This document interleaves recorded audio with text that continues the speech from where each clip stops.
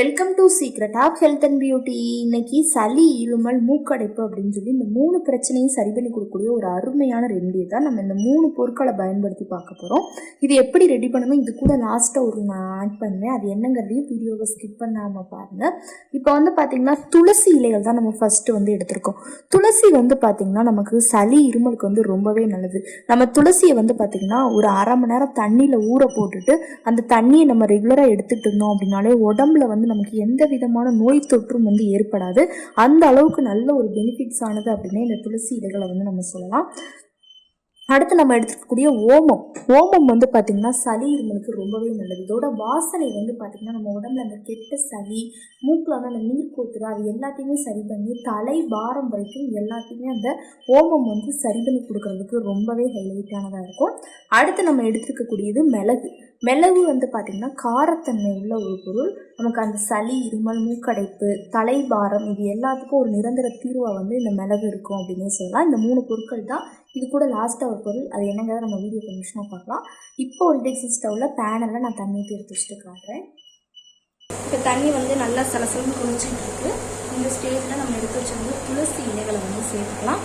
நல்லா துளசியோட எசன்ஸ் உள்ளே இறங்கிருக்கும். அடுத்து கொஞ்சம் ஸ்லோ பண்ணி நல்லா கொதிக்க விட்டுக்கோங்க.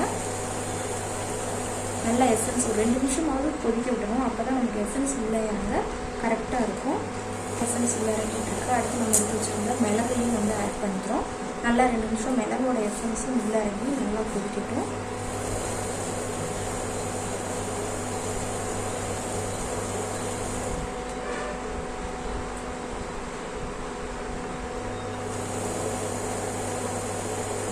அடுத்து நம்ம எடுத்து வச்சுருந்தா ஓமத்தையும் ஆட் பண்ணிக்கலாம். நல்லா 2 நிமிஷம் ஓமத்தோட எசன்ஸ் உள்ளே இறங்குற அளவுக்கு நல்லா கொதிக்க விட்டுக்கோங்க. அதெல்லாம் மிக்ஸ் பண்ணிவிட்டு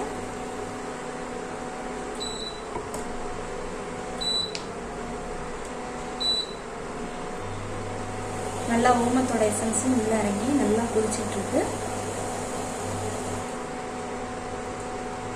இந்த ஸ்டேஜில் அடுப்பை குறைச்சிட்டு பாத்திரத்துக்குள்ள இறக்கி வச்சு இது ஒரு கிளாஸில் ட்ரான்ஸ்ஃபர் பண்ணிட்டு எடுத்துக்கோங்க. கண்டிப்பாக 2 முறை நீங்கள் இதை எடுத்துக்கிறப்பவே சளி, இருமல், மூக்கடைப்புக்கு ஒரு நிரந்தர தீர்வாக அமையும். ஓகே ஃப்ரெண்ட்ஸ், இந்த வீடியோவில் நான் பண்ண இந்த ரெமெடி உங்களுக்கு ரொம்ப பிடிச்சிருக்குன்னா லைக் பண்ணுங்கள். உங்கள் ஃப்ரெண்ட்ஸ் அண்ட் ஃபேமிலி மெம்பர்ஸ் கூட இந்த வீடியோவை ஷேர் பண்ணுங்கள்.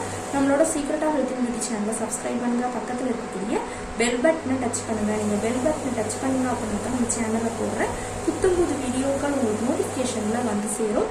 நாளைக்கு இதே மணிக்கு ஒரு இன்ட்ரெஸ்டிங்கான வீடியோவோட நான் உங்களை மீட் பண்ணுறேன். அது வரைக்கும் தேங்க்யூ ஃப்ரெண்ட்ஸ்.